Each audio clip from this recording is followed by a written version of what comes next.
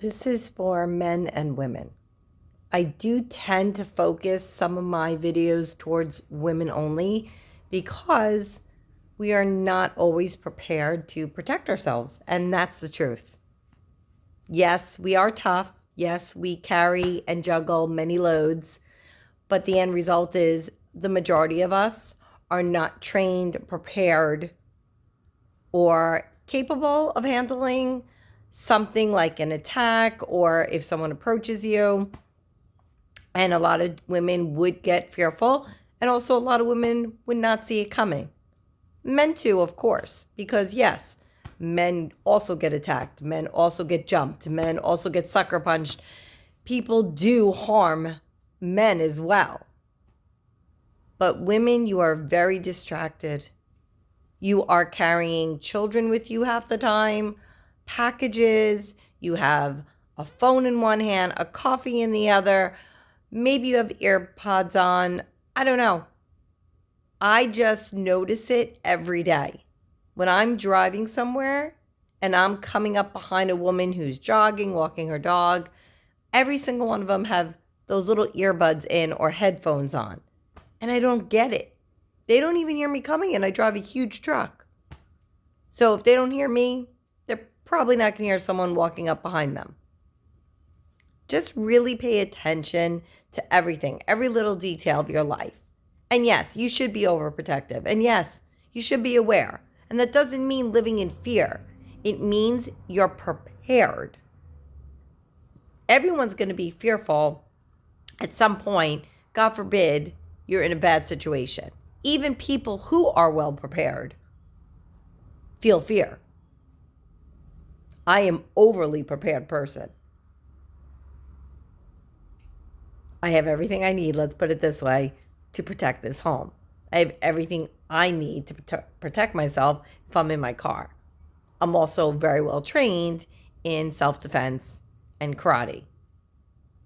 And yeah, I am 54. Yeah, I'm old. And yeah, I got all these sicknesses, right? Chronic illness, cancer, everything. That is not going to stop me from tackling someone if I have to. Especially if you go near my girls. Then it's all over. But the end result is I can't be around every woman out there. I can only keep my eyes open and be prepared to do what I need to do to step in if I do see something. Because some people do see something and then say something, but most people don't. They're buried in their phones. They stay very still. They record it, but they're afraid, of course, to get involved. And yes, we can't always be a hero.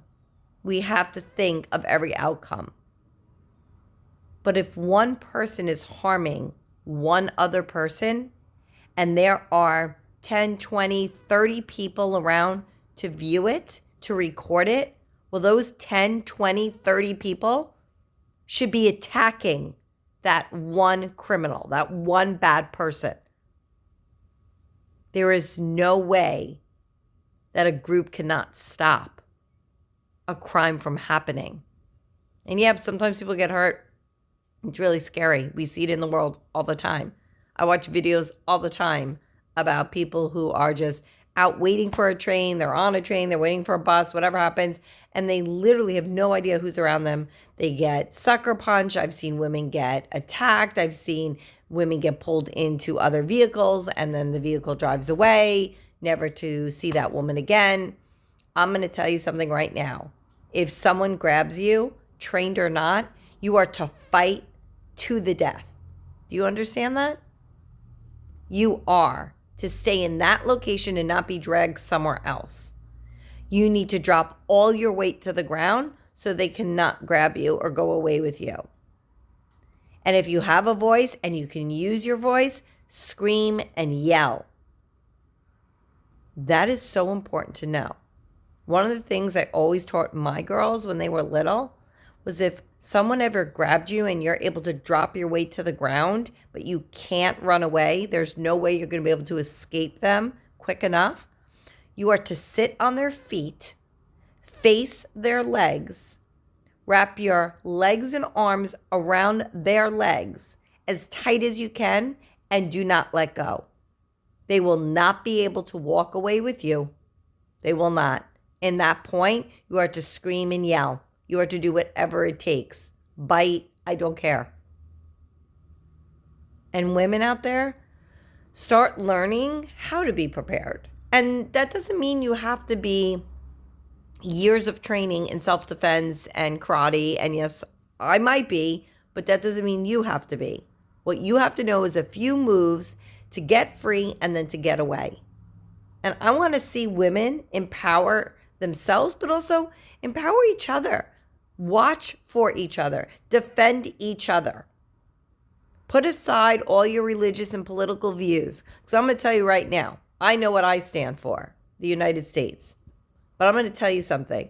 If anyone was attacking a person who had different views or thoughts than me, and I knew that, or it was a parent, I'm absolutely coming to their rescue.